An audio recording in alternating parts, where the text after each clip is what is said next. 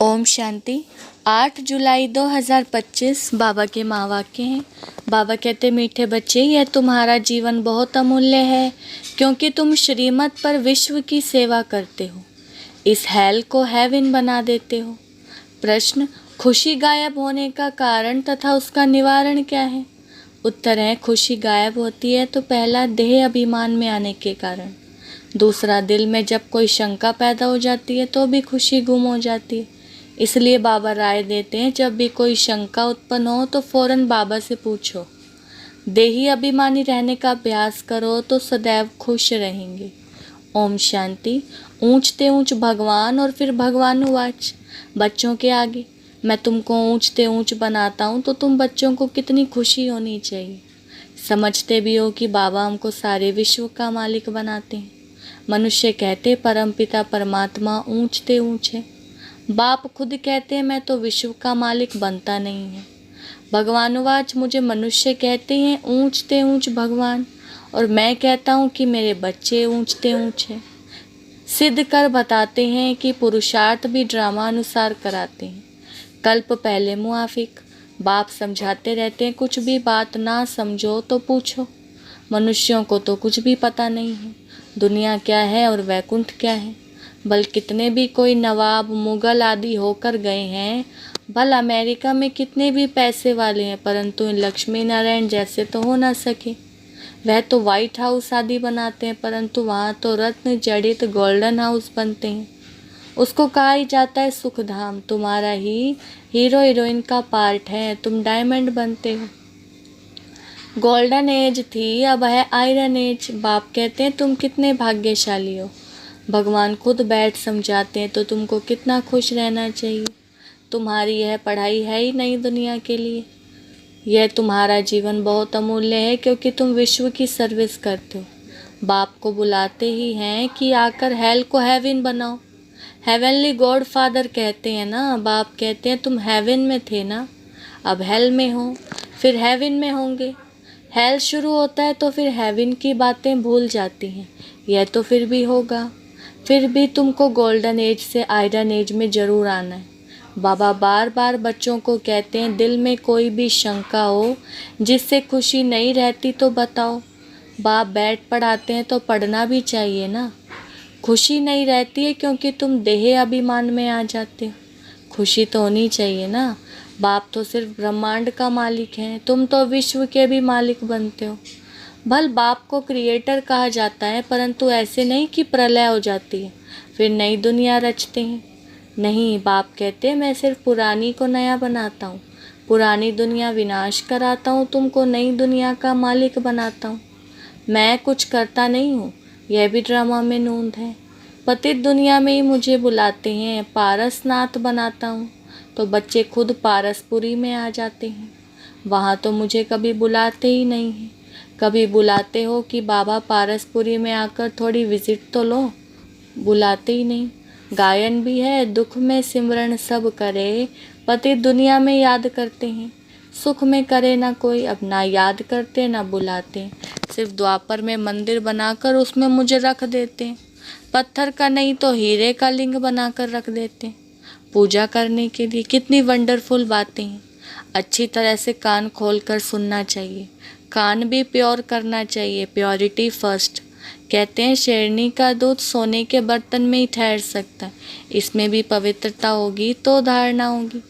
बाप कहते हैं काम महाशत्रु है, इन पर विजय पानी है। तुम्हारा यह अंतिम जन्म है, यह भी तुम जानते हो। यह वही महाभारत लड़ाई भी है। कल्प कल्प जैसे विनाश हुआ है हूबहू भी होगा ड्रामा अनुसार। तुम बच्चों को स्वर्ग में फिर से अपने महल बनाने हैं जैसे कल्प पहले बनाए थे। स्वर्ग को कहते ही हैं पैराडाइज। पुराणों से पैराडाइज अक्षर निकला है। कहते हैं मानसरोवर में परियां रहती थी, उसमें कोई टुबका लगाए तो परी बन जाए। वास्तव में है ज्ञान मानसरोवर, उसमें तुम क्या से क्या बन जाते हो। शोभनिक को परी कहते हैं, ऐसे नहीं पंखों वाली कोई परी होती है। जैसे तुम पांडवों को महावीर कहा जाता है, उन्होंने फिर पांडवों के बहुत बड़े बड़े चित्र गुफाएं आदि बैठ दिखाई हैं। भक्ति मार्ग में कितने पैसे बर्बाद करते हैं। बाप कहते हैं हमने तो बच्चों को कितना साहूकार बनाया। तुमने इतने सब पैसे कहाँ किए? भारत कितना साहूकार था, अभी भारत का क्या हाल है। जो 100% सॉल्वेंट था अब 100% इंसॉल्वेंट बन पड़ा है। अभी तुम बच्चों को कितनी तैयारी करनी चाहिए। बच्चों आदि को भी यही समझाना है कि शिव बाबा को याद करो तो तुम श्री कृष्ण जैसे बनोगे। तुम बच्चों को तो कितनी खुशी रहनी चाहिए, लेकिन अपार खुशी उन्हें ही रहेगी जो दूसरों की खिदमत में रहते हैं, सेवा में रहते हैं। मुख्य धारणा चलन बहुत बहुत रॉयल हो, खान पान बहुत सुंदर हो। तुम बच्चों के पास जब कोई आते हैं तो उनकी हर प्रकार से खिदमत करनी चाहिए, स्थूल भी तो सूक्ष्म भी, जिस्मानी रूहानी दोनों करने से बहुत खुशी होगी। कोई भी आए तो उनको तुम सच्ची सत्यनारायण की कहानी सुनाओ। शास्त्रों में तो क्या क्या कहानियाँ लिख दी हैं। विष्णु की नाभि से ब्रह्मा निकला, फिर ब्रह्मा के हाथ में शास्त्र दे दिए। अब विष्णु की नाभि से ब्रह्मा कैसे निकलते हैं, कितना राज है, और कोई इन बातों को कुछ समझ न सके। नाभि से निकलने की तो बात ही नहीं है। ब्रह्मा सो विष्णु, विष्णु सो ब्रह्मा बनते हैं। ब्रह्मा को विष्णु बनने में सेकंड लगता है, और सेकंड में जीवन मुक्ति कहा जाता है। बाप ने साक्षात्कार कराया कि तुम विष्णु का रूप बनते हो। सेकंड में निश्चय हो गया, विनाश साक्षात्कार भी हुआ। नहीं तो कलकत्ता में जैसे राजाई ठाट से रहते थे, कोई तकलीफ नहीं थी, बड़ा रॉयल्टी से रहते थे। अब बाप तुम्हें ये ज्ञान रत्नों का व्यापार सिखलाते हैं। वह व्यापार तो इनके आगे कुछ भी नहीं है, परंतु इनके पार्ट और तुम्हारे पार्ट में फ़र्क है। बाबा ने इनमें प्रवेश किया और फट से सब छोड़ दिया। भट्टी बननी थी, तुमने भी सब कुछ छोड़ा। नदी पार कर आए, भट्टी में पड़े, क्या क्या हुआ, कोई की परवाह नहीं। कहते हैं श्री कृष्ण ने भगाया, क्यों भगाया? उन्हों को पटरानी बनाने। यह भट्टी भी बनी तुम बच्चों को स्वर्ग की महारानी बनाने के लिए। शास्त्रों में तो क्या क्या लिख दिया है, प्रैक्टिकल में क्या क्या है, सो अब तुम समझते हो। भगाने की बात ही नहीं। कल्प पहले भी गाली मिली थी, नाम बदनाम हुआ था। यह तो ड्रामा है, जो कुछ होता है सो कल्प पहले मुआफिक। अभी तुम अच्छी रीति जानते हो, कल्प पहले जिन्होंने राज्य लिया है वह जरूर आएंगे। बाप कहते हैं मैं भी कल्प कल्प आकर भारत को स्वर्ग बनाता हूँ। पूरा 84 जन्मों का हिसाब बताया। सतयुग में तुम अमर रहते हो, वहाँ अकाले मृत्यु होती नहीं।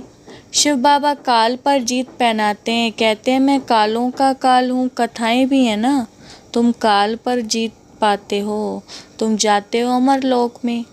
अमरलोक में ऊंच पद पाने के लिए एक तो पवित्र बनना है, दूसरा फिर दैवी गुण भी धारण करने हैं।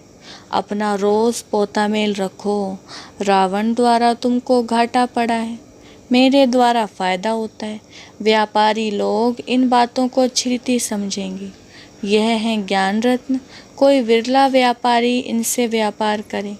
तुम व्यापार करने आए हो, कोई तो अच्छी रीति व्यापार कर स्वर्ग का सौदा लेते हैं। 21 जन्म के लिए, 21 जन्म भी क्या 50-60 जन्म तुम बहुत सुखी रहते हो, पदम पति बनते हो।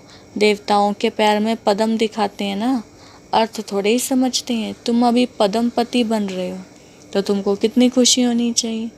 बाप कहते हैं मैं कितना साधारण हूँ, तुम बच्चों को स्वर्ग में ले जाने आया हूँ। बुलाते भी हो, हे पतित पावन आओ, आकर पावन बनो।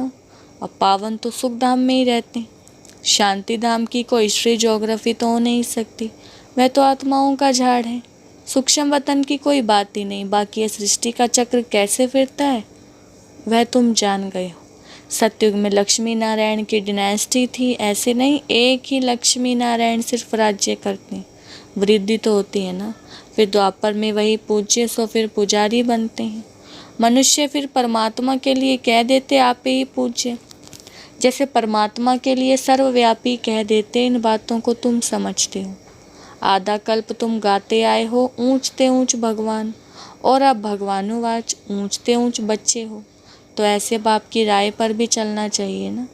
गृहस्थ व्यवहार भी संभालना है, या तो सब रह ना सके, सब रहने लगे तो कितना बड़ा मकान बनाना पड़े। यह भी तुम एक दिन देखेंगे कि नीचे से ऊपर तक कितनी बड़ी क्यू लग जाती है दर्शन करने के लिए। कोई को दर्शन नहीं होता है तो गाली भी देने लग पड़ते हैं, समझते हैं महात्मा का दर्शन करें। अभी बाप तो है बच्चों का, बच्चों को ही पढ़ाते हैं। तुम जिसको रास्ता बताते हो तो कोई को तो अच्छी रीति चल पड़ते हैं, कोई धारणा नहीं कर सकते। कितने हैं जो सुनते भी रहते फिर बाहर में जाते हैं तो वहाँ के वहाँ रह जाते हैं। वे खुशी नहीं, पढ़ाई नहीं, योग नहीं। बाबा कितना समझाते हैं, चार्ट रखो नहीं तो बहुत पछताना पड़ेगा। हम बाबा को कितना याद करते हैं, चार्ट देखना चाहिए। भारत के प्राचीन योग की महिमा बहुत है।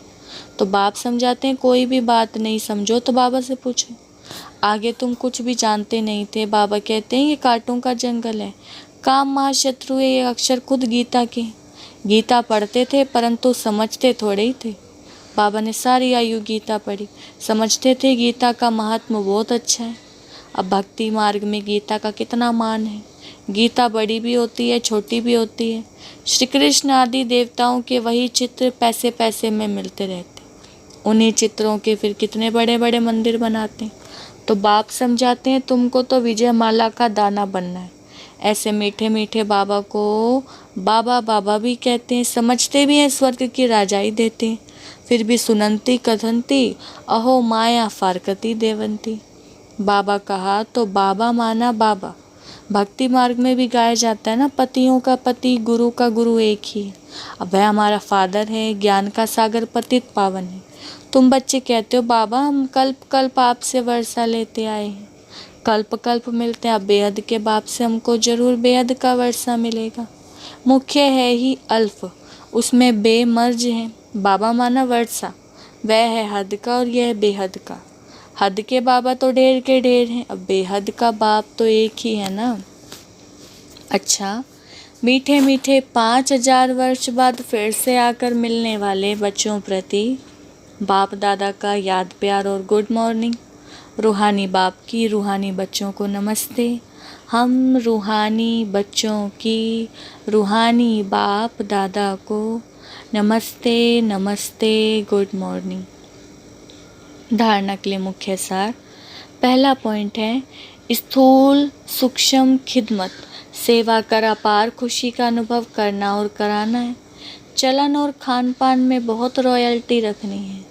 दूसरा, अमरलोक में ऊंच पद पाने के लिए पवित्र बनने के साथ साथ दैवी गुण भी धारण करने हैं। अपना पोता मेल देखना है कि हम बाबा को कितना याद करते हैं। अविनाशी ज्ञान रत्नों की कमाई जमा कर रहे हैं। कान प्योर बने जिसमें धारणा हो सके। बाबा ने वरदान दिया है, सेवा करते हुए याद के अनुभवों की रेस करने वाले सदा लवलीन आत्मा भव।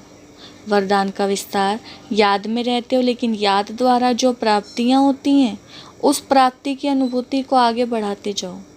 इसके लिए अभी विशेष समय और अटेंशन दो, जिससे मालूम पड़े कि ये अनुभवों के सागर में खोई हुई लवलीन आत्मा है।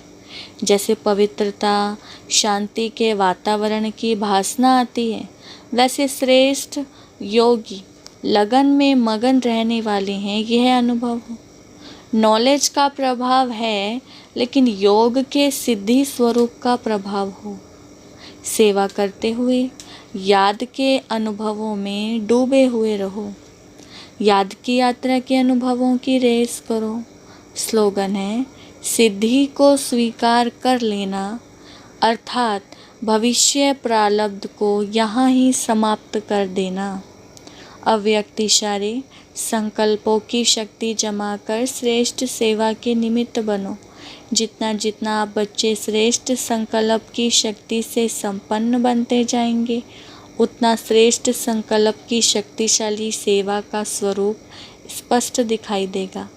हर एक अनुभव करेंगे कि हमें कोई बुला रहा है, कोई दिव्य बुद्धि द्वारा शुभ संकल्प का बुलावा हो रहा है। कोई फिर दिव्य दृष्टि द्वारा बाप और स्थान को देखेंगे। दोनों प्रकार के अनुभवों द्वारा बहुत तीव्र गति से अपने श्रेष्ठ ठिकाने पर पहुंच जाएंगे। अच्छा, ओम शांति।